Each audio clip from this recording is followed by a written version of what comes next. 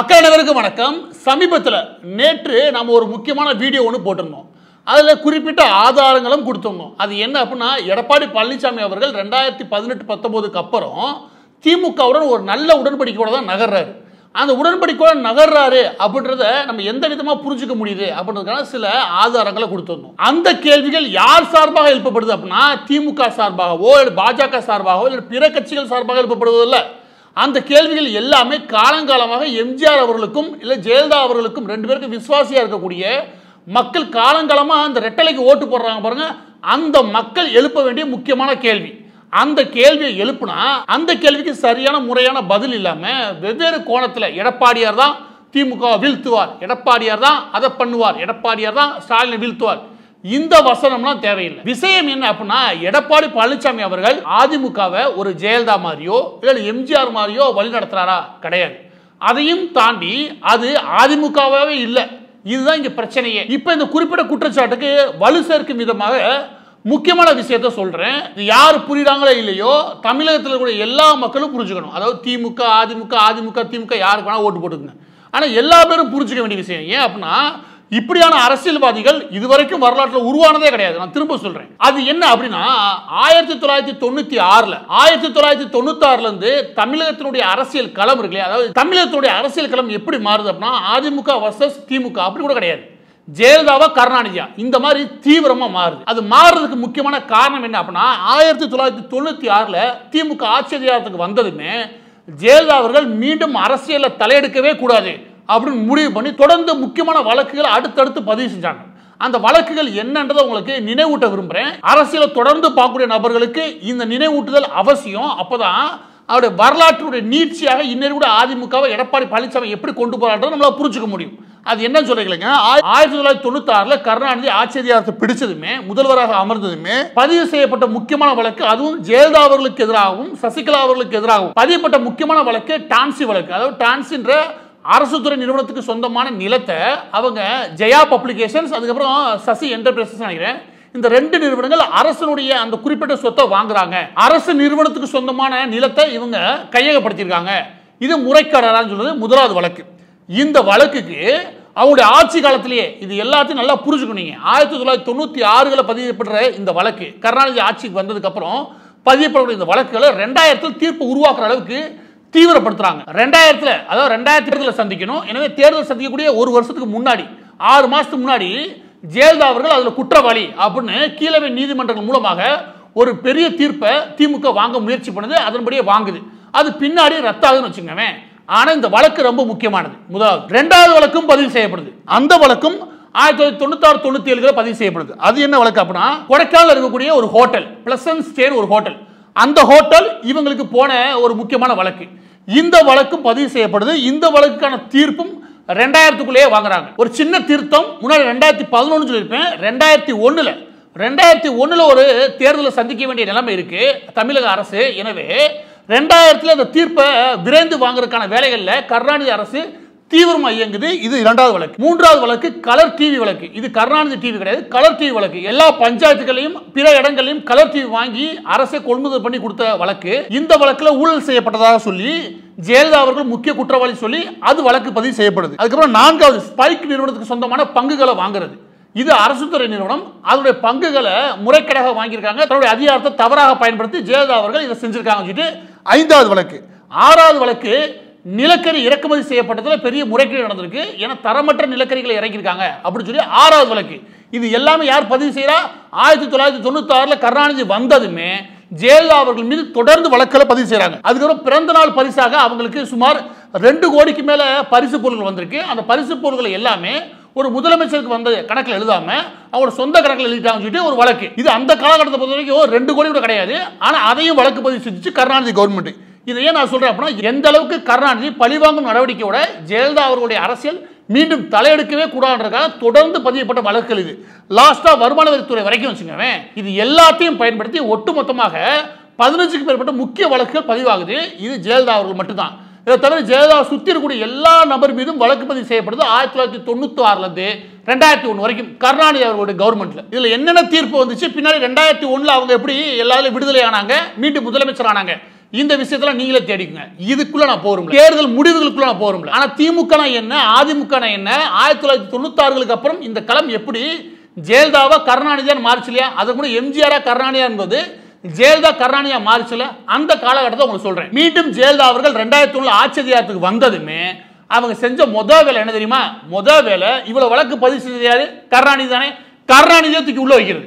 3 மாசம் கூட ஆகல, கருணாநிதி எந்த வழக்கில் தூக்குறாங்க அப்படின்னா, ஒரு ஃபிளைஓவர் கட்டினது, அதாவது ஒரு மேம்பாலம் கட்டின வழக்குல முறைகேடு நடந்து சொல்லி நைட்டோ நைட்டா 2001 ஜூன் 30ஆம் தேதி 29ஆம் தேதி நைட்டு அந்த புகார் வருது. 30ஆம் தேதி நைட்டு கருணாநிதி அவர்கள் கைது செய்யப்படுறார். இதுல விசேஷமான விஷயம் என்ன அப்படின்னா, ஐயோ என்ன கொல்றாங்க, ஐயோ என்ன கொல்றாங்கன்னு லைவ்லாம் போட்டு சன் டிவி பெரியல பரப்பலாம் வச்சுக்கோங்க. அதை விட முக்கியமானது, அந்த கைது நடவடிக்கையின் போது மத்திய அமைச்சராக இருந்த முரசொலிமான் அங்கே இருக்காரு. அவர் மத்திய அமைச்சராக இருந்த டிஆர் பாலு இருக்காங்க.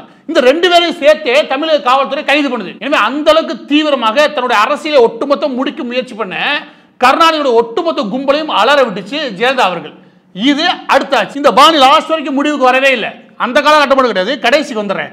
2011 இருக்குல்ல, 2011 ஜெயலலிதா அவர்கள் ஆட்சி அதிகாரத்துக்கு வந்ததுக்கு அப்புறம் 2006 இருந்து 2011 வரைக்கும் கருணாநிதி கவர்மெண்ட்ல இருந்த எல்லா அமைச்சர்களும், அதாவது முன்னாள் அமைச்சர்கள் பெரும்பாலான பேர் எதுல கைது செய்யப்பட்டாங்க அப்படின்னா, நில அபகரிப்பு வழக்கு. இந்த நில அபகரிப்பு வழக்கு இருக்குல்ல, இதுல ஸ்டாலினே உள்ள போக வேண்டிய ஆளு. அப்ப ஸ்டாலின் இந்த மாதிரி பேட்டி கொடுப்பாரு. இந்த நில அபகரிப்பு சம்பந்தமா தனியா ஒரு செல்ல உருவாக்குனது ஒட்டுமொத்த திமுக எல்லா அமைச்சர்களையும் பழிவாங்கும் நோக்கத்தோட தான் ஜெயலலிதா அவர்கள் செயல்படுறாரு அப்படின்னு ஸ்டாலினே அலர்ன காலகட்டம். எப்ப 2011. அப்ப திமுக மிக முக்கியமான புள்ளிகள் வீரபாண்டியார், துரைமுருகன், பொன்முடி இப்படி இருக்கக்கூடிய முக்கியமான நபர்கள் இருக்காங்களே, எல்லா பேரும் ஜெயிலு. வீரபாண்டி ஆறுமுகம் அவ்வளவு உச்சத்தில் இருந்த காலகட்டம். கைதெல்லாம் நடக்கிற வாய்ப்பே கிடையாது. அது வாக்கு இது வாக்குன்னு திமுக சவுடால பேசின காலகட்டம். அந்த காலகட்டத்தில் வீரபாண்டி ஆறுமுகத்தை தூக்கி ஜெயில வச்சு ஜெயலலிதா அவர்கள் அங்கமால் காலனி வழக்கு நினைக்கிறேன் அந்த வழக்குல. எனவே அந்த காலகட்டத்தில் வீரபாண்டி ஆறுமுகத்தில் ஆரம்பிச்சு பொன்முடி தொட்டு லாஸ்ட் இந்த சுரேஷ் ராஜன் ஒருத்தருப்பாரு. அந்த சுரேஷ் ராஜன் தான் ரிஜிஸ்ட்ரேஷன் டிபார்ட்மெண்ட்ல அமைச்சரா இருந்தாரு. அவர் வரைக்கும் எல்லா பேரும் தூக்கி உள்ள வச்சாங்க ஜெயலலிதா கவர்மெண்ட். இதுல டிவிஎஸ்சி, அதாவது ஸ்டேட் கவர்மெண்ட் கீழே வரக்கூடிய இந்த லஞ்ச ஒழிப்பு துறையில அதுவும் உள்ள புகுந்து வேலை பார்த்துச்சு.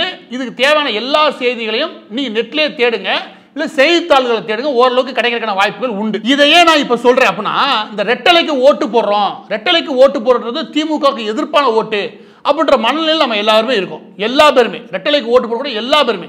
இப்போ ஓட்டு போடக்கூடிய யாருமே எடப்பாடி பழனிசாமி அவர்கள் நல்லவர், இல்லை எடப்பாடி பழனிசாமி அவர் வல்லவர், இல்லை எடப்பாடி பழனிசாமி அவர்கள் ஒரு பெரிய தலைவர் அப்படின்னு நினைச்சு யாரும் ஓட்டு போடல.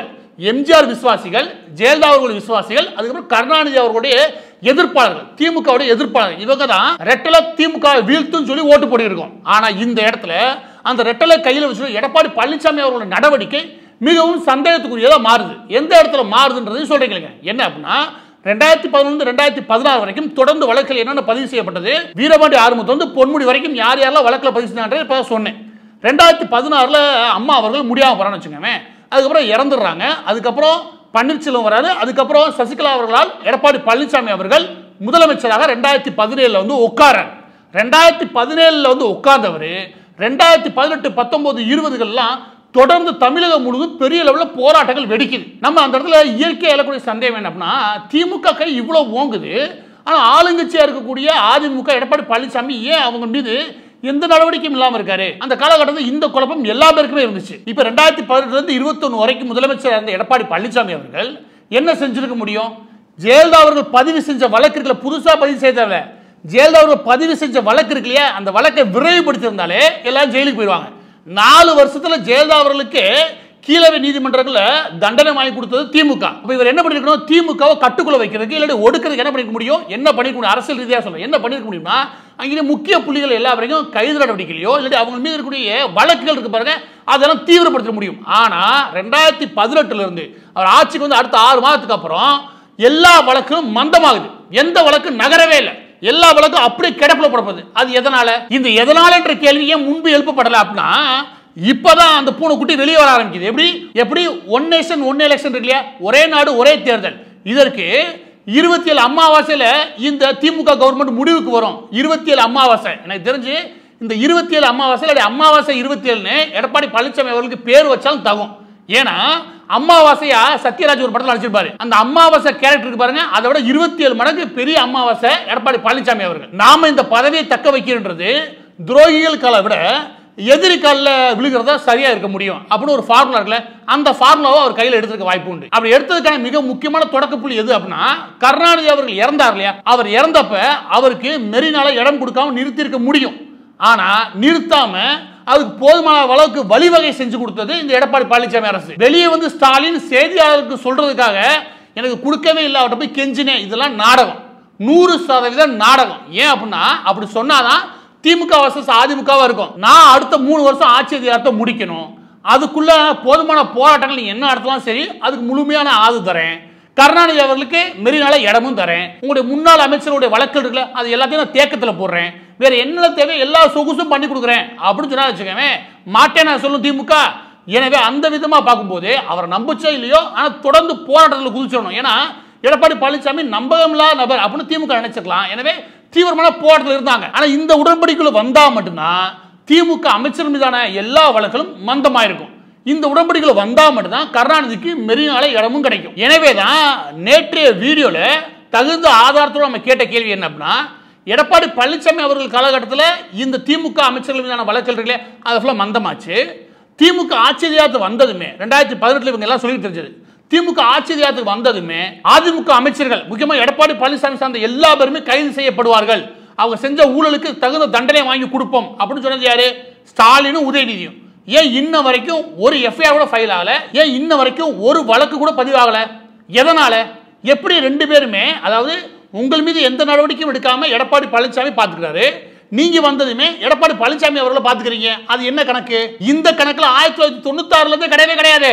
திமுகவும் அதிமுகவும் அதிமுகவும் திமுகவும் இந்த மாதிரி கணக்குல இருந்ததே கிடையாது. எனவே எடப்பாடி பழனிசாமி அவர்கள் 2018-19 இந்த விதமான சிக்னலுக்கு வந்துடுறாரு. என்ன அப்படின்னா, இந்த பதவிக்கு ஆபத்தான நபர்கள் நம்முடைய கட்சியை வந்து வெளியே அனுப்பணும். அதுக்கு திட்டமிட்டு யார் யாரெல்லாம் இருக்காங்களோ அவங்கள வெளியே அனுப்புறாரு.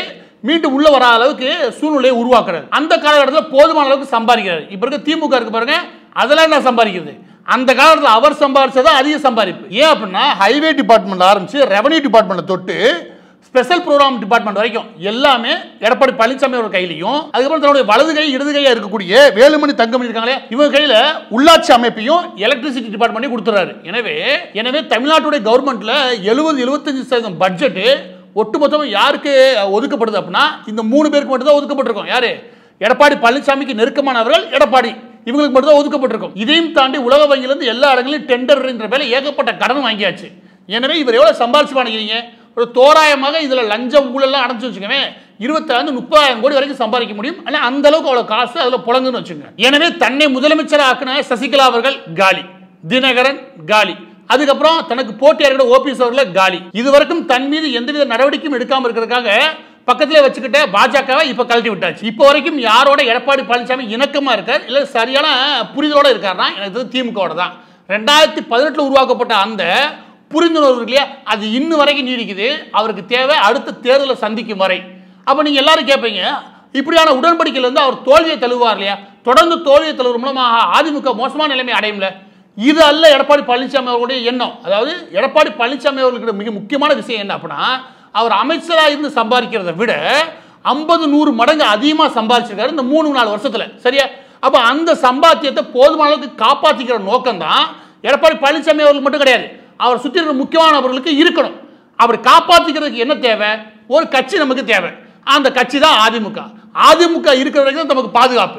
இதுதான் அதிகபட்ச நோக்கமாக எடப்பாடி பழனிசாமி அவர்களுக்கு இருக்கும். இந்த யோசிச்சு பாருங்க, இந்த 2.5 வருஷத்துல எத்தனை வாய்ப்புகள் இருந்துச்சு நானே லிஸ்ட் போட்டு சொல்லியிருக்கேன். அவ்வளவு வாய்ப்புகளுமே ஒரு போராட்டம் கூட மாநிலத்தில் ஒரு போராட்டம் கூட அறிவிக்க கிடையாது. திமுக அரசுக்கு எதிராக தீவிரமான போராட்டங்களை முன்னெடுக்கவே இல்லை யாரு? எடப்பாடி பழனிசாமி. எனவே இருக்கும் போதும் திமுக சார்பாக தான் இருந்தாரு, ஆட்சி போனதுக்கு அப்புறமும் திமுக சார்பாக தான் செயல்படுறாரு. பேருக்கு தான் அவர் எதிர்கட்சியை தவிர அவர் முழுக்க திமுக கவர்மெண்ட் சேஃபா நகர்றதுக்கு தேவையான எல்லா வேலையும் அவர் தான் பண்றாரு. இதுலயும் ஜெயலலிதா அவர்கள் ஒரு முன் உதாரணமா சொல்றேன். அது என்ன அப்படின்னா, ஜெயலலிதா அவர்கள் அந்த 2006-2011 வரைக்கும் பாருங்க, அந்த காலகட்டத்தில் ஆட்சி அதிகாரத்தில் இல்லை.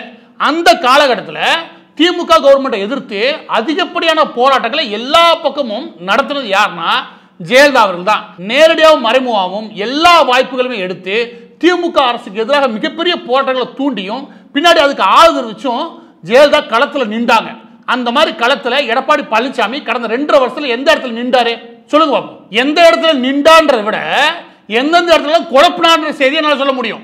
எடுத்துக்காட்டுக்கு இந்த கோல்டன் வார்ட்ஸ் மது ஆலை இருக்கு இல்லையா, அதாவது திருவாரூர் பக்கத்தில், இந்த கோல்டன் வார்ட்ஸ் மது ஆலையை எதிர்த்து அந்த பகுதியிலுடைய கிராம மக்கள் எல்லாம் பெரிய அளவில் போராட்டம் நடத்துறாங்க.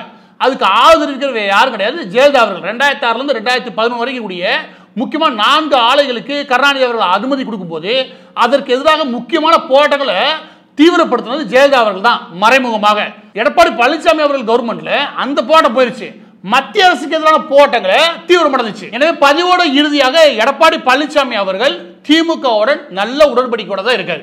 அந்த உடன்படிக்கையோட இருக்கான்றது சமீபத்திய நகர் கிடையாது. 2018 என்ன நகர்வுன்னு கொஞ்சம் உத்து பார்த்தாலே நம்மளால புரிஞ்சுக்க முடியுது. ரொம்ப எளிமையா சொன்னா, திமுக அமைச்சர்கள் மீது ஜெயலலிதா போட்ட வழக்குகள் இருக்கு இல்லையா, அதெல்லாம் நீர்த்து போய் அதுல இருந்து இந்த அமைச்சர்கள் விடுதலை ஆகிறதுக்கு போதுமான அளவுக்கு வேலை பார்த்து கொடுத்தது எடப்பாடி பழனிசாமி அவர்கள் ஆட்சியில் இருக்கும்போது.